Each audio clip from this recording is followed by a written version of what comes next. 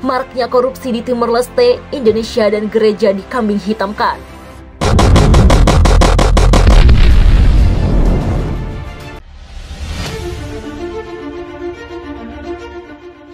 Setelah 20 tahun merdeka dari penduduk Indonesia, Timor Leste dulu Timor Timor, ternyata masih berkutat dengan kemiskinan dan kelaparan.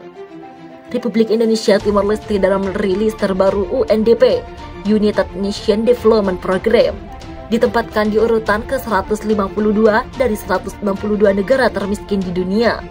Global Hunger Index bahkan mengklaim Timor Leste sebagai negara terlapar di dunia setelah Chad di Afrika Tengah.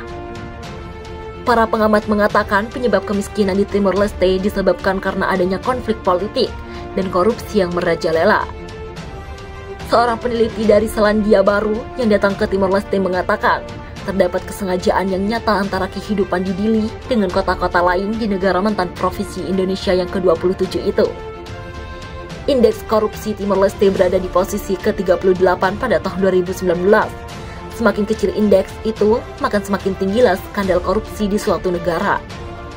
Jika di Indonesia kita mengenal apa yang disebut dengan KKN, korupsi, kolusi, dan nepotisme, yang sempat merajalela di Indonesia, maka di Timor Leste sekarang ini trending topik apa yang disebut dengan CNC, corruption, nepotis, dan keronis yang sedang merajalela.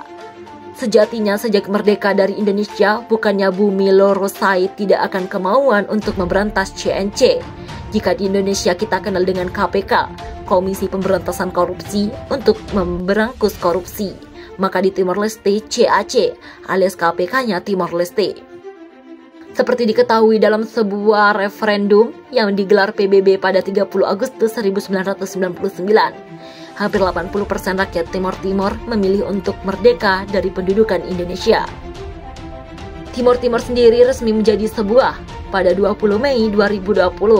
Akan tetapi CAC ini belum terlihat adanya majalah ikan. Majalah ikan besar maupun ikan kecil seperti yang sering kita dengar berita kinerja KPK di media. Pengamat menilai penurunan indeks persepsi korupsi Indonesia dipicu pengabaian integritas.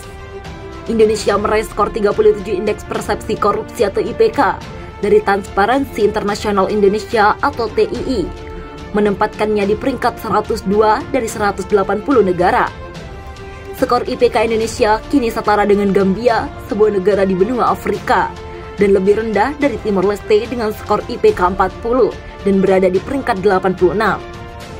Dengan peringkat ini artinya Indonesia telah turun dari urutan 85 dengan skor 40 yang dicapai di tahun 2019. Di kawasan Asia Tenggara, Singapura menjadi negara dengan skor IPK tertinggi, yakni 85, yang menempatkan di peringkat 3 dunia. Sementara Kamboja menjadi terendah dengan skor 21 di peringkat 160. Danang menjelaskan penurunan terbesar dipicu oleh korupsi yang masih lazim dilakukan oleh pembisnis kepada penyedia layanan publik untuk mempermudah kegiatan mereka. Salah satunya adalah memberi suap pejabat. Di tahun 2020, Edi Prabowo yang pernah menjabat sebagai Menteri Kelautan dan Perikanan ditangkap dengan tuduhan suap izin ekspor benih lobster. Julia P. Batubara, mantan Menteri Sosial, juga ditetapkan tersangka oleh KPK dengan dugaan suap pengadaan barang dan jasa terkait bantuan sosial COVID-19.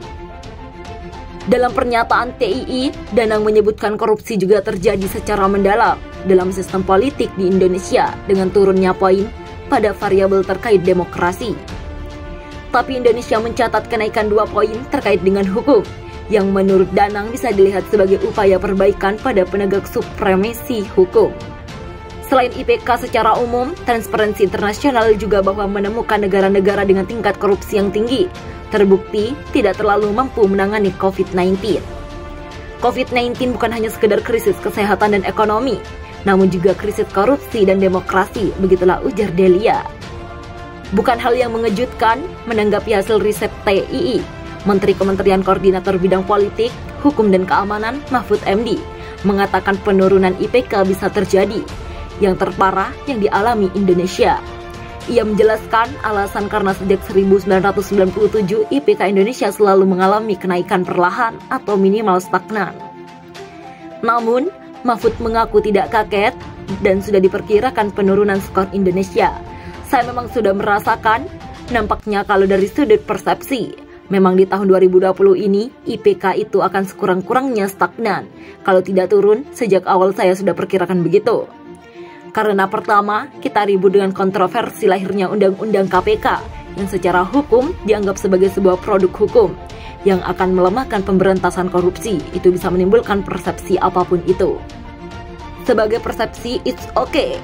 Karena itu selalu muncul, meskipun ketika bicara soal data, apa yang dilakukan, berapa uang yang diselamatkan pada tahun pertama itu tentu bisa disimpulkan secara hati-hati, begitulah ujar Mahfud. Indeks Persepsi Korupsi atau IPK Indonesia tahun 2020 yang turun ini juga ditanggapi oleh juru bicara Presiden Jokowi, Fajrul Rahman. Pada intinya, Presiden Jokowi tegas untuk menciptakan pemerintah anti korupsi, begitulah kata Fajrul. Presiden lalu menekankan kepada kementerian dan lembaga seluruh pelaksanaan kebijakan dari program pemerintah untuk melakukan pencegahan korupsi dan mendukung lembaga penegakan hukum. Begitulah tambahnya. Secara terpisah, Kepala Staf Kepresidenan Muldoko juga mengatakan komitmen pemerintah dalam pemberantasan korupsi tidak akan berkurang, yang dinyatakan melalui pembangunan sistem pencegahan bersama dengan Komisi Pemberantasan Korupsi atau KPK. Sistem pencegahan korupsi dari hulu ke hilir bernama Strategi Nasional Pencegahan Korupsi atau Stranas PK bisa membentuk sistem yang menutupi calon korupsi, begitulah ujar Muldoko. Korupsi jadi bentuk nyata penyalahgunaan kekuasaan. Akademisi Sekolah Tinggi Hukum Indonesia, Jentara sekaligus anggota Dewan Pengurus Transparency International Indonesia, Briviti Susanti mengingatkan berbagai indikator, termasuk IPK, harus dimaknai lebih dalam lagi. Menurut Bivitri, dalam memaknai penurunan skor IPK Indonesia, korupsi harus dilihat bukan sebagai sebatas tindak pidana korupsi atau kerja-kerja KPK, tetapi juga berkaitan dengan situasi penegak hukum, lembaga penegak hukum, pelaporan dan kritik, dan peran lembaga-lembaga politik dari partai politik. Karena misalnya untuk pelaporan dan kritik sampai dengan korupsi bisa diusut dan lain sebagainya, butuh ruang-ruang untuk kebebasan sipil, butuh ruang-ruang untuk kebebasan media, yang juga memungkinkan korupsi untuk dikritik, diberitahu, diselidiki, masuk proses hukum, dibongkar dan lain sebagainya. Ia menambahkan IPK adalah pengingat tentang kondisi korupsi di Indonesia yang masih harus terus dibenahi. Sementara korupsi sendiri bisa dibaca sebagai wujud konkret penyalahgunaan kekuasaan. Makna kuncinya adalah kontrol terhadap kekuasaan, begitulah pungkasnya.